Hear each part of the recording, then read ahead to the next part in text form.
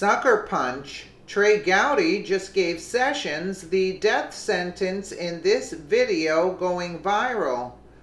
On a special report with Brett Baer, House Intelligence Committee member Trey Gowdy pushed back at Donald Trump about his extremely public criticism of Attorney General Jeff Sessions and his decision to recuse himself.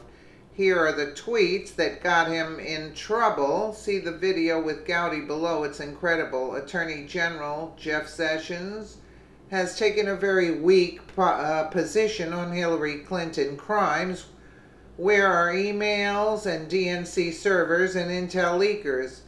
He called Sessions beleaguered and asked him very publicly why he wasn't looking into crooked Hillary's crimes.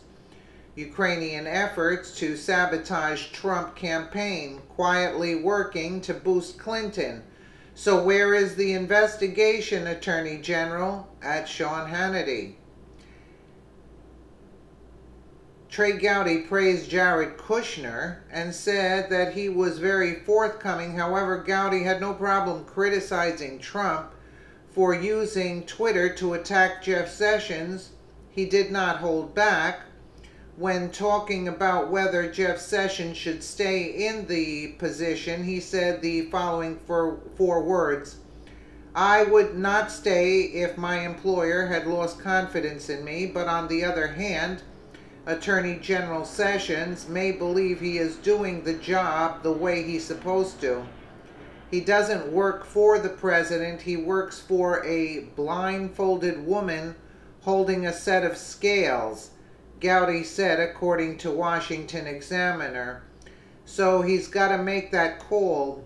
It is a very difficult circumstance, and again, I view that job differently than I do Secretary of Commerce or Secretary of Agriculture, Gowdy said. It is heartbreaking to me as a former DOJ employee to see public squabbling between the Commander-in-Chief and the nation's top law enforcement officer, Gowdy said, according to whoever. Share this if you stand with President Trump and think he is right about Sessions.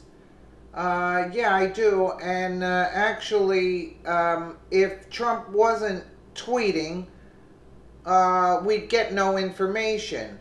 So I don't even understand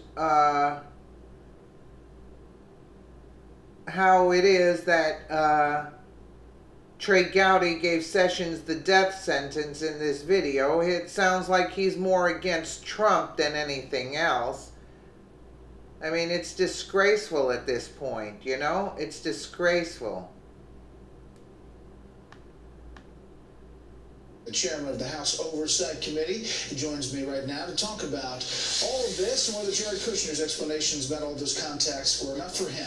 Good evening, Mr. Chairman. Good evening. How are you, Brett? So, where do you think this is going, this investigation, and the meetings so far? What are they telling you? Well, on the congressional side, it's going pretty slowly, but Jared Kushner is an important witness. I'm glad we got him in. We have 2 other witness interviews scheduled for this week. Leave us alone with the witnesses. Side, I have no idea where it's going or how long it's going to take, and frankly, I should not know where it's going or how long it's going to take. Here is Jared Kushner from yesterday about being pretty definitive. I did not collude with Russia, nor do I know of anyone else in the campaign who did so. I had no improper contacts. I have not relied on Russian funds for my businesses. And I have been fully transparent in providing all requested information. Do you believe that to be true? And did he answer all the questions today behind closed doors?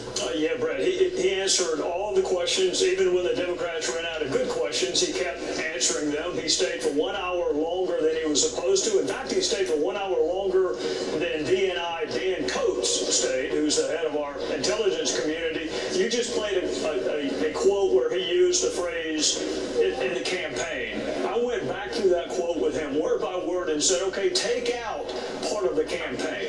Do you know of anyone, period, who colluded, conspired, or coordinated with Russia during the 2016 presidential primary or general election? The answer is no. I ask him that question every way you can ask a person that question, and the answer answer was always no. He was one of the people in this Russia meeting in Trump Tower. If all of this is accurate, where is the investigation to go? Understanding you don't know Special Counsel Mueller's direction where that could end up, but as far as you're looking at it. Well, there's a universe of witnesses we have to talk to. You just mentioned the June 2016 meeting.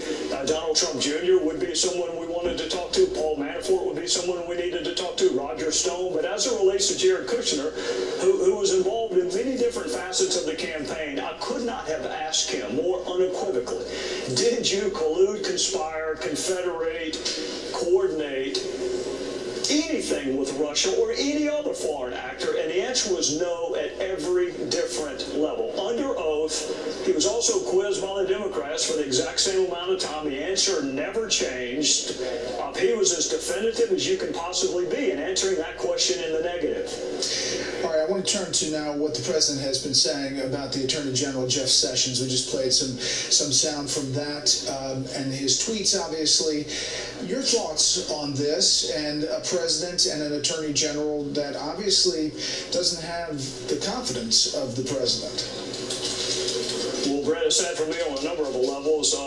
Having worked in the Justice Department, I view that job differently from other government jobs, other cabinet level jobs. I don't think personnel decisions are usually well resolved over Twitter. I think the president's frustration was not the recusal. I hope it wasn't, because I don't think Attorney General Sessions had a choice but to recuse himself. If the president could be frustrated, he should be frustrated by what led up to the recusal, which was Senator Sessions had a faulty memory.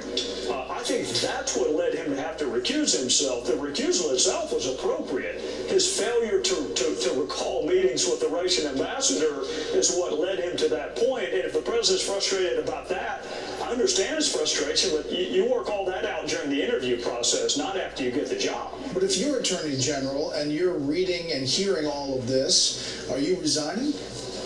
Well, you should immediately leave any country where I was the Attorney General. I would not stay if my employer had lost confidence in me. But on the other hand, Attorney General Sessions may believe that he is doing the job the way he's supposed to. He doesn't work for the president. He works for a blindfolded woman holding a set of scales. So he's got to make that call. It's a very difficult circumstance, and again, I view that job differently than I do Secretary of Commerce, Secretary of Agriculture. It is heartbreaking to me as a former DOJ employee to see public squabbling between the commander-in-chief and the nation's top law enforcement officer. Do you think that this will be resolved, all of these investigations, anytime soon? I hope so, Brett. We are, again, we'll do 3 interviews this week. Part of that depends upon the pace with which the Democrats on the House side act. And based on what I heard this morning, which was cramming 5 minutes of questioning into 3 hours, they benefit from this lasting as long as possible. Those with California Senate ambitions and others benefit from this lasting as long as possible. So at some point, I hope our leaders on our side will say, we're going to march forward with or without you. And again, Bob Mueller, which I think is what most people are waiting on. I hope they're not waiting on Congress, unlike the mysteries of the world. I hope they're waiting on Bob Mueller. I don't have any idea how long that's going to take. Last thing, put your health care hat on. The Senate moves forward with the motion to proceed. They're now amending the bill. If the Senate finally gets to something that they're going to pass and they go to conference committee, are you confident that you all can get something through? I am. That's a lot of ifs. And that might be the 7th sign of the apocalypse if all that happened. But yes, I think that we can pass something if the Senate is able to do so. All right. Mr. Chairman, thanks for the time. Yes, sir. Thank you. Yeah, what I don't understand, where's the investigation into Hillary? That's what I'd like. That's what I'd like to hear. I don't want to hear this. This is all take as long as, yeah, on the taxpayers' dime, these things are taking place. Let us know what you think in the comments below, and thank you so much for watching.